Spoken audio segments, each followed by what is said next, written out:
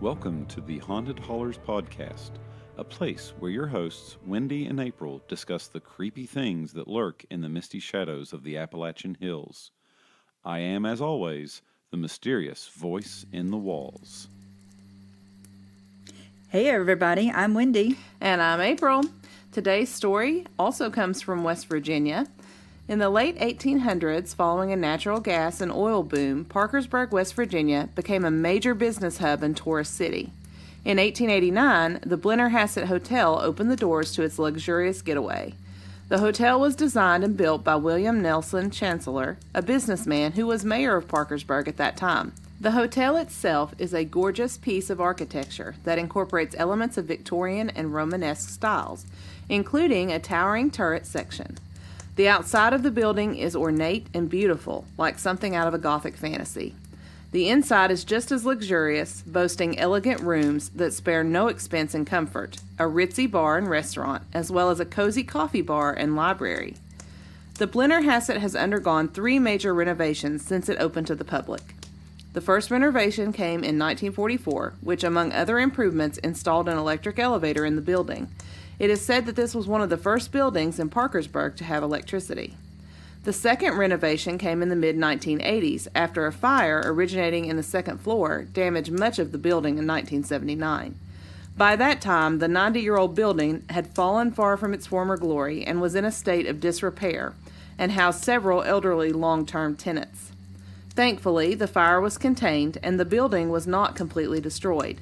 A local preservation group found investors to help restore the building to the elegance of its heyday, and the hotel was renovated and reopened. Yet another major renovation took place in the early 2000s, and the hotel is still in operation and open to guests today. Many will tell you that this hotel is haunted by several spirits. Perhaps the most famous of the hotel's spiritual guests is said to be none other than William Chancellor himself. A painting of the former proprietor of the hotel hanging in the hotel is said to have some strange occurrences happening around it. Mr. Chancellor was an avid cigar smoker, and some stories say that the smell of cigar smoke often hangs about in the vicinity of the painting. Some people have also reported seeing smoke rings rising from the painting. During one of the renovation periods, the painting was removed for safekeeping. Apparently, Mr. Chancellor's spirit was not happy with his portrait being removed from its place of honor, despite the reasoning behind its removal.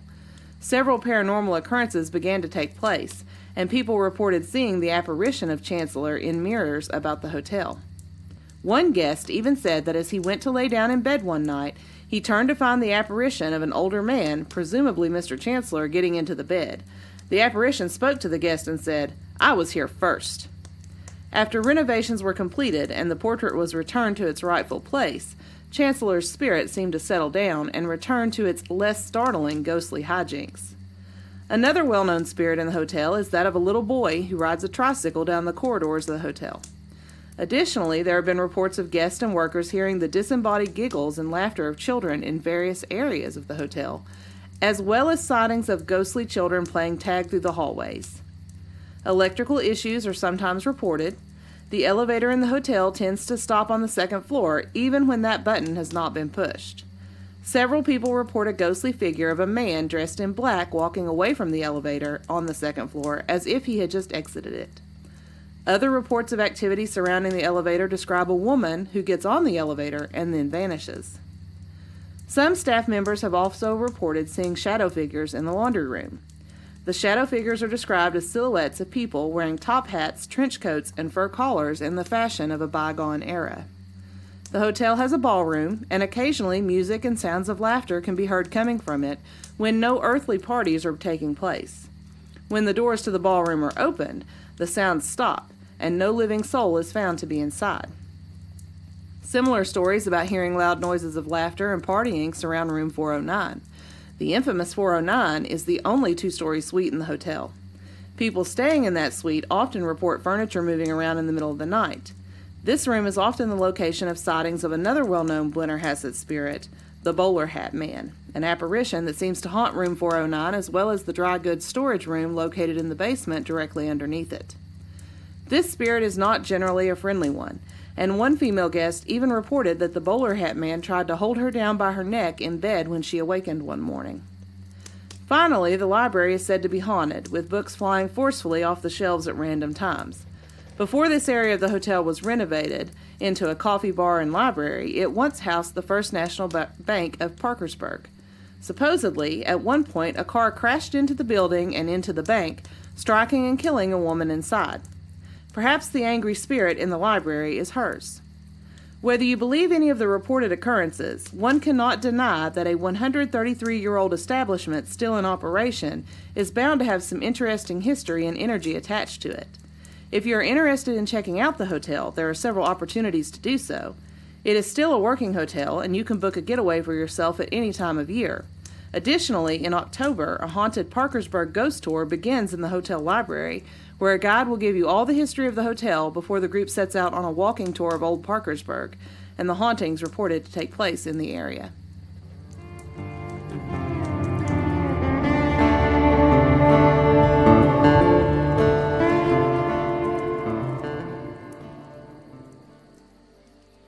And now it's time for the breakdown. Is this The Shining? Did you mix up our story with The Shining script? So I got some strong Shining vibes, especially with the story of the little kid on the tricycle, and the laughter of the children and the kids playing hide and seek in the hallway, and then certain rooms being more haunted than others. So I definitely kind of got that vibe as I was reading some of these stories. And that's one thing. You can find lots of different stories, but as far as like it's all hearsay, oh, so-and-so saw this, or I know about this person who saw this thing happening, and I didn't find any, verified, Right. this really happened, these kinds of things really happened, stories about the place. So, as the resident debunker here, let's talk about, the electrical things. Mm-hmm. So, electrical issues, it's an older place. That is right. It's been remodeled, but still, it's an older place. I'm thinking probably the glitches and things, that's something you can expect to happen in an older place. As far as the elevator going to the second floor every time, yeah, that's a little odd. Mm-hmm. But you're going to have elevator issues. Those are things that happen. I can't explain it going to the second floor all the time. That's definitely different. Mm-hmm. But maybe that's just one of its glitches. Well, and I couldn't find any reason why it was going to the second floor other than maybe the fact that that's where the fire started. Right. There was that little bit about the fire in the 70s starting on the second floor, and I don't know how many floors it got through. In the research I did, it said the only reason it didn't take the whole building was because they were able to stop it before it got to the 5th floor. Mm-hmm. So, yeah, nothing super crazy happened on the second floor that I read about other than the starting of the fire. So that's one thing I would like to know. Why did it keep going to the second floor? Mm-hmm. Unless that's just one of the glitches in it. But yeah, that'd be something to investigate further. Unless it was like programmed accidentally and the second floor was home base for it. That's a thought. That's a good theory. That somehow they misprogrammed the elevator and it... Yeah. Yeah, that's a good theory. Maybe it thought it was always returning to the lobby. Mm-hmm. Lobby was on the second floor, though, but not the first, Okay. That's interesting. Interesting idea there. I like that. And then as far as, seeing things, if you're going into a place and it has a history. Right. And you think it could be haunted. Mm-hmm. You're more likely, chances are, you're going to think you see something. Mm-hmm. So you're going in, you're already scared. And you're probably going to wake up in the middle of the night and think, oh my, did I see something? Mm-hmm. Is that a man standing over there? So I can kind of see there's a hysteria build up. Yeah, because I'm sure with local stories. So I actually stayed at this hotel in 2018. A friend of mine and I went and stayed. It was during the month of October. So we got to experience part of the ghost tour and the walking tour. And unfortunately, I have to say, I did not experience any paranormal things while I was there. That's disappointing. But it was a great time. It was a great time. The hotel is super nice. They have a really nice little bar area. Everything is just it was a fun trip. So I would highly recommend anyone who wants to go see if they can find some of those things. Oh, yeah. We sadly did not. But it was pretty cool sitting in the library hearing all the history and the stories behind it. Minus all the ghost stories, just the description of the hotel. Oh, it's gorgeous. That's enough to make me. Really cool, yeah. I'm going to post some pictures on Instagram. It is beautiful. Yeah, that was enough to make me want to go. Mm-hmm. And then you add in all this ghost tour and all the other extras, that definitely makes me want to go. I see another road trip in my future. Mm-hmm. Definitely want to go check this out. But yeah, there's some interesting, and just the history, the fact that a car crashed through when it used to be a bank. Well, I did try to find some digging on that and see if I could find like an actual news story. And again, we know this is a 133-year-old place, and the internet wasn't a thing way back when. I don't know when it supposedly happened, but I couldn't find any historical record of this car crashing into the building. So was it definitely a bank? It was a bank. Okay. It was a bank because the William Chancellor, who was the mayor, it also was like kind of the head guy of the bank. And so the bank was located in there. And so when the first renovation took place, it was so many years in the future. And I think it was like his grandson or his great-grandson who was running the hotel at the time. So we do know for sure it was a bank, but I couldn't find any stories about the car crashing into It's hard to imagine the local newspaper not writing about a car crash in a bank. Yes. Like, it'd be one thing if it was like a car crash somewhere out and just a little piddly thing, but like a car crashing into the local bank, Yeah. that seems pretty newsworthy and would make at least a inch wide in the newspaper. It'd be at least worth a sidebar somewhere. Yeah. I remember a car crashed through a Dollar General, and that was a pretty big news story. And that was just in a small town, so I would think that would definitely make the newspaper. Right. But it's believable. It sounds like something that could happen. So definitely, it's an old hotel. It has a history. Definitely some things have probably happened there. But it'd be worth checking out, I think. Worth checking out to see if you could find something. I was fascinated with the story of, what's the main guy, Chancellor? Uh-huh. Him popping in there and being like, I was here first. Yeah. Like, okay, number one, he knows it's a hotel, right? Like, I don't know, unless then again, you said he was the mayor and ran the bank, so maybe he was really uppity, and he was like, look, in my ghost years, I should get to have free reign of this place. Right. But I love the idea of him being like, I should have this room, you get out. It's like, dude, it's a hotel. Like, don't you know how this works? This used to be your place. Like, don't you? Well, I thought that was funny, too, and especially the idea that, well, once his picture got put back up, then he stopped bothering the guests. He didn't terrorize people anymore. He just, sat and enjoyed his cigar smoke. Which, speaking of, there was a cigar bar in it at one time. And so that was another interesting story about how there was a cigar bar there, and sometimes people see a ghost apparition of some sort of a young lady, because I guess the door to the cigar bar doesn't go anywhere anymore. Like, that door's still there, but it doesn't lead anywhere. And so there's been a few stories of someone seeing a lady standing outside. Which, did they even let the ladies into the cigar bars back in the day? Like the cigar lounge would be a men only thing. It's like, we're going to discuss men's work. Women, you can't. Your delicate little brains can't handle this. So.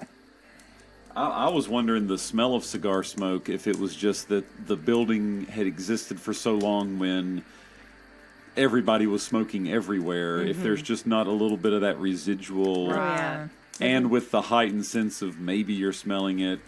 Because, like, I don't know, anybody that's been in the house from the 60s and 50s knows it still reeks of smoke today. Like, you would almost, I know you said there was a remodel, but you'd have to really remodel to get that out of all the wood and everything. Right.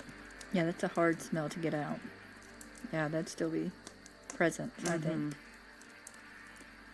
I just think it's interesting because it makes me think of that, like, 20s, 30 kind of vibe, just the way that they talk about the ghost. And that's why, again, it kind of puts me back in mind of the movie The Shining, because it feels like it's that same. And so I wonder if somebody wasn't just like, hey, we've got this really cool place. It's on the historical register. Let's drum up some business. Ooh, we're haunted.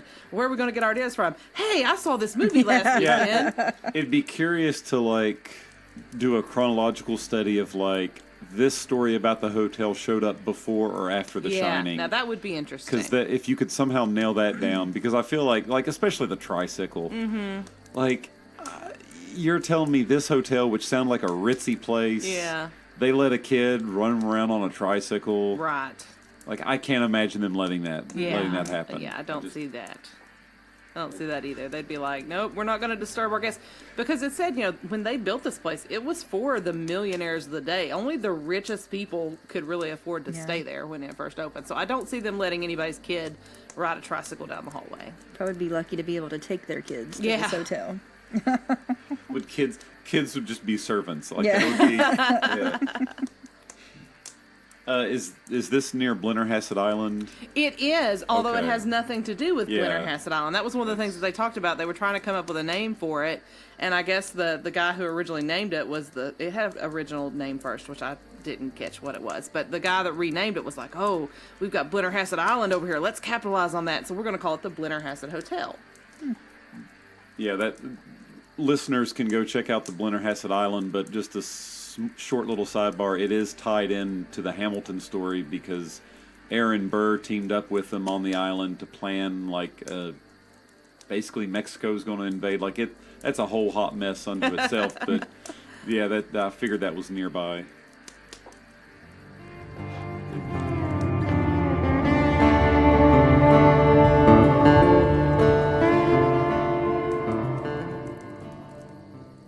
Well, listeners, we hope you enjoyed our story this week. We'd love to know what you think. If you've been to the Blennerhasset Hotel and you have a story to share with us or you've had an experience, we'd love to hear more about it. Hey, listeners, if you're enjoying the podcast, we would love to hear your feedback. If you would care to leave us a rating and a review on whichever platform you're listening to us on, we would really appreciate that. You can contact us via Facebook at Haunted Hollers. We are also on Instagram at Haunted Hollers, and you can even find us on Twitter at Haunted Hollers. We do have a website, www.hauntedhollers.com, and you can email us at hauntedhollers@gmail.com. Until next time, listeners, beware of things lurking in the shadows.